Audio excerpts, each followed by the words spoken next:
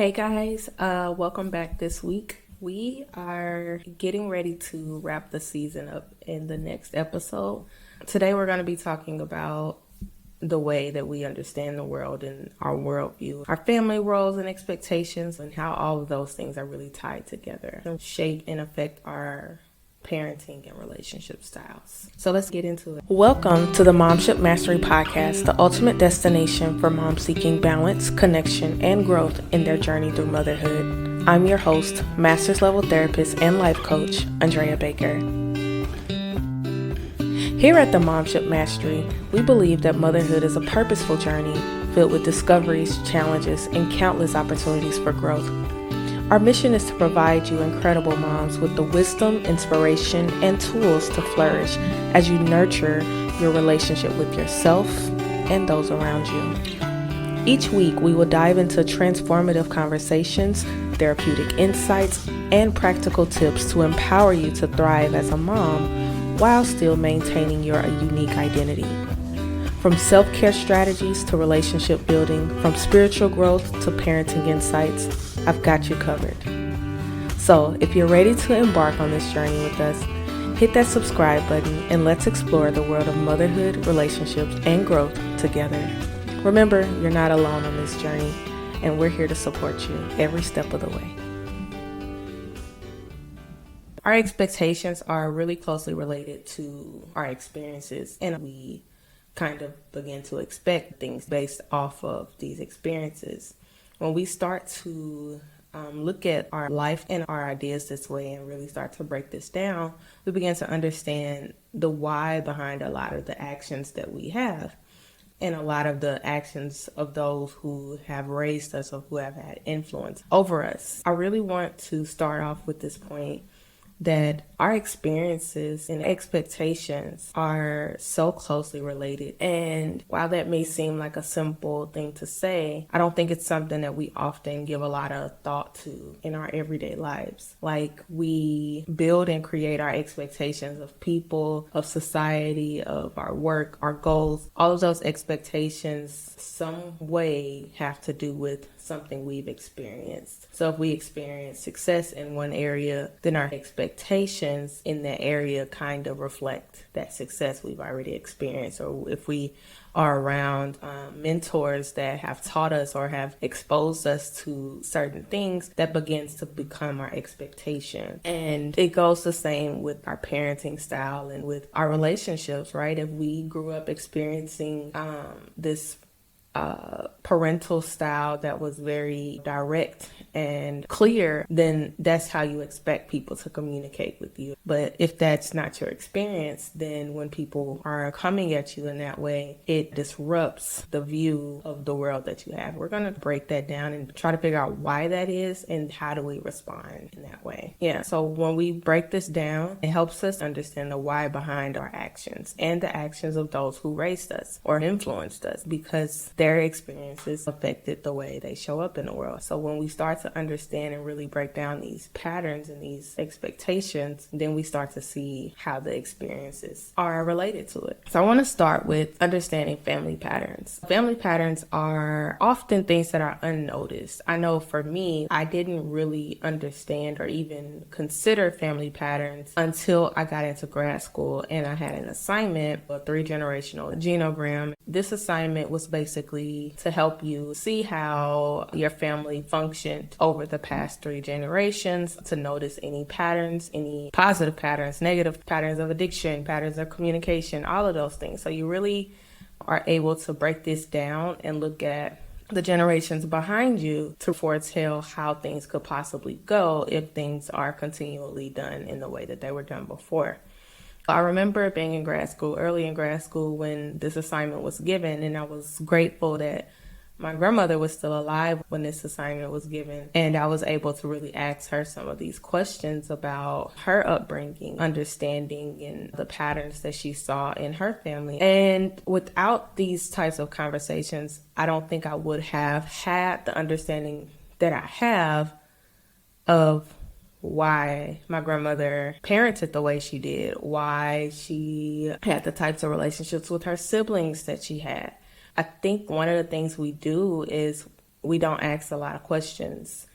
And without asking questions, we miss the blueprints of these patterns because we don't know to ask questions. So I did this genogram and I did this assignment, and she shared some really insightful information with me that I don't think she had previously shared. She was speaking and I was tracking what she was saying, and I was drawing the symbols and looking. There were so many patterns that I began to see from her generation to my mom's generation, and then to me, and how I was interacting in my relationship with my husband, how we were raising our children. I saw a lot of the same patterns. A lot of times we don't want to dig into the past, or we want to disregard things that happened back then because we don't feel that they have much to do with us anymore. If we don't understand the past, right? If we don't understand that this past is a part of us and this past is in us, then it's going to keep repeating, right? That's the saying that history repeats itself. And that's if we don't listen to the story of history. If we don't analyze what happened, if we don't analyze certain things that happened in history, then yeah, they'll keep repeating. And yeah, we'll keep doing the same thing because that history is so deep rooted in us, right? Biologically, it's rooted in us, right? We understand that we still respond to certain triggers the same way our ancestors did. There's a reason we have this aversion to water. There's a reason that we find comfort in soul food and being together. There's a reason that we go to the things that we go to. It's not just because these make me feel good. There's a reason that we like the things we like. It poses the question of, is this a nature thing or is this a nurture thing? Do I just like this, or is this a part of my upbringing? So doing this assignment, I was able to pinpoint some of the patterns. And I know a lot of the times, especially in our community, we automatically think that when we talk about family patterns, we're usually referring to generational curses. But I want to give the idea that not all patterns are bad, right? Not all these patterns are negative, and these experiences shape our belief and expectations of behavior and ultimately our relationships with others. We have to understand these patterns and these experiences. They create our understanding of how to navigate the world, which in this instance I'm going to call a map. So we use these experiences to navigate interactions, people, problems. We use these experiences to build that tolerance. I guess I've seen this problem handled this way, and this is how I want to handle this problem. I've experienced this relationship this way, so this is the way I need to handle relationships.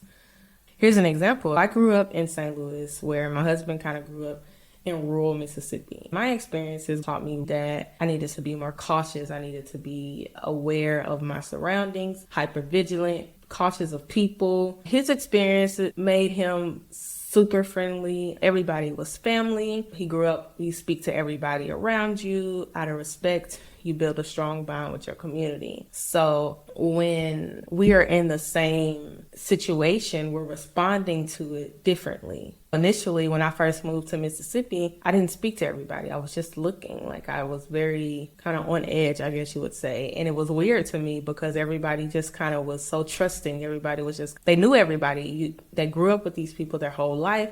It was kind of like they really were family, and I didn't grow up with that.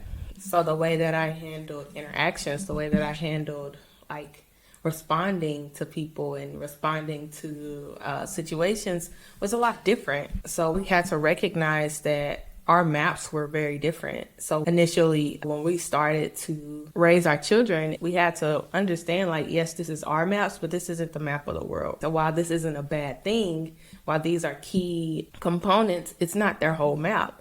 My husband is like, you speak to everybody, you're friendly, and it's still a key component of who he is. So when you're raising your children, we have to understand the things that are top tier for us to teach them are based on our own experiences. These experiences give us wisdom and skills to navigate our world, but not necessarily their world. This isn't the entire world. We have to take into consideration that people are different. People are going to respond different. When we look at it that way and we understand that everybody has their own map and most of our maps don't look the same, we start to understand how people move. People are trying to navigate this world that we've never lived in before based off of experiences that we had before. So how do these experiences affect our parenting styles. I talked about generational patterns. Usually we think about generational curses and the bad stuff. But I want to highlight some of the good things that were passed down, some good things that I saw in this genogram. And for my family, passing down prayer and faith. Those were important. And we learned early that we needed to have a personal relationship with God, partly because both of my grandparents were Methodist pastors, but also because our lives were very far from perfect. And I learned that God would be my safe space. Even though my children have a very different experience than I did, I still wanted to pass down the essentialness of God. So prayer and faith is a key component in our lives, right? I wanted to really highlight that's a very strong factor in our lives. We pray together, we read. This is something that was passed down from generations before me, and it's something that I hope is continually passed down. But there are some other things that I realized were influencing my parenting style and decisions. And I guess this wasn't really a deep discovery for me. It wasn't something super profound, but it was very interesting that I realized each generation in my mom's family did like their own fight to break a mold that was in their generation. So, for example, my grandma grew up during a time where you didn't talk about things like puberty and changing bodies. So while that was her experience, her motion for change was she still wanted to inform her children about it, and she knew how to do that, was to give them books. So we knew that my grandma was going to give us a book about those hard conversations. She was going to give us a book about the things that you don't really want to talk about with your children or grandchildren, and that became her theme. My mom, on the other hand, she wanted to create a space that was so open. She wanted to have open lines of communication to the point where she just allowed us to speak about all the things. She wanted to open that space up. That was her way of breaking that mold. She wanted us to be able to feel safe to talk about it. My goal is to create a balance, right? Appropriate conversations and creating that safe space, creating that secure bond, and allowing us to have that open space and have that ability to talk about it, but not overbearing and not giving the kids, not giving them too much information at the wrong times, right? To keep our conversations developmentally appropriate, to keep them safe but still open, I guess. So yeah, that's just an example of the ways that I noticed my family their maps of the world and the ways that they try to rewrite those maps, the ways that they try to work around those things. But like I said, it's not something that we notice initially. And I think maybe something that we avoid doing, because then we run into this limiting belief system and we feel like we couldn't possibly be able to achieve these things because our family didn't fully accomplish this, or they didn't fully achieve this goal that they have, or they tried really hard but still had these hardships. I really want to take a moment to kind of reflect on that and figure out what that means for you. So again, like I said, my family was very strong advocates in the civil rights arena in the South of the United States for a long time. When I started looking at, these patterns, and I started looking at the strength and the mental strength and the ability and the wittiness that my grandparents had, my aunts had, and just their ability to think through these situations, to feel that notion to just go and do it. Like, I see all of those aspects in me, and I don't take it like they weren't able to accomplish these things. I just think their world was a lot different than our world. While I have some of those qualities, this world allows for me to blossom, and my hope is that the world of my children allows them to blossom even more than I have. So I don't want us to look at these things and feel that we're incapable because of something that was not achieved by our grandparents or our parents, or we're the first ones to do it and we feel like we're going to do it wrong, because we probably will miss marks, right? That's just life, that's learning. But I don't want you to look so far back that you get discouraged. I want you to look ahead and really think about how your future generations will look back at you and be thankful, just as you're thankful in so many ways. So let's go ahead and go into some of the steps for how do we rewrite our maps? How do we rewrite these maps, these experiences? There are so many different cultures of people. We can't allow our experiences to dictate how we approach this world. We can allow it to give us wisdom and understanding of how to be safe, but it cannot take over our overall view of the world. A lot of times people move fearfully throughout the world. They don't want to travel because of fear. They don't want to engage in conversations with other people or people that are different than them because, well, what if they say this and I get offended? Or what if they say this and I don't have a response? And I think that's such a strong element of why people stay the same. Even for me, I've just now gotten to a point in my life where I am able to have conversations with people that are very different than me. And it used to not be like this. I used to actually be very afraid, or I felt threatened in my own identity. I felt like if they said something that challenged who I thought I was, then I would be thrown off. But now I am so secure in who I am. I know exactly who I am. I know exactly what I believe, that me having a conversation with someone that believes something different doesn't throw me off. It makes me very curious about their experiences. I understand that their experiences shape this worldview. So I'm curious to know, what was your experience of love, hate? What was your experience of betrayal? What was your experience of family, right? It's so different all around the world. And I'm blessed to be surrounded by so many different cultures and conversations because I get to expand my view. I get to broaden my view. I get to see how other people live. I get to intake the things that apply to where we want to go as a family, right? Now we love to travel. We love to see other countries, but I have to teach my children, you can't go into this country thinking every place has this McDonald's. Like they may not have it. That's okay. We're going to try what they have. And a lot of times we are judgmental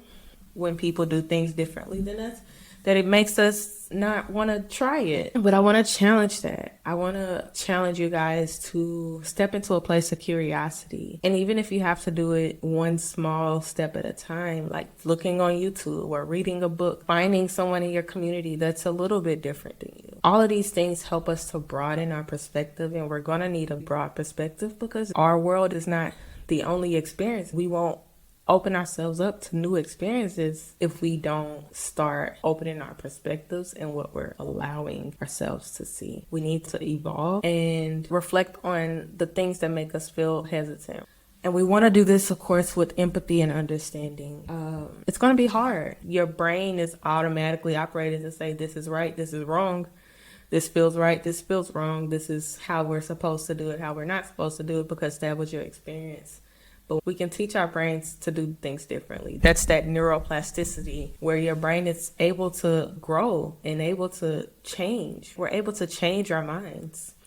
And I want us to remember that. We're able to change our minds. And I want us to remember that, especially when we're talking about breaking some of those cycles that were not the most productive from where we want to go, right? We have to look back at the cycles to understand the generations before us, but it's also important for us to take this new knowledge and wisdom that we have and apply it to where we are. When we know better, we do better, right? So, like I said, we're not beating up generations that came before us because that was their experience. That was what they knew, and we honor them.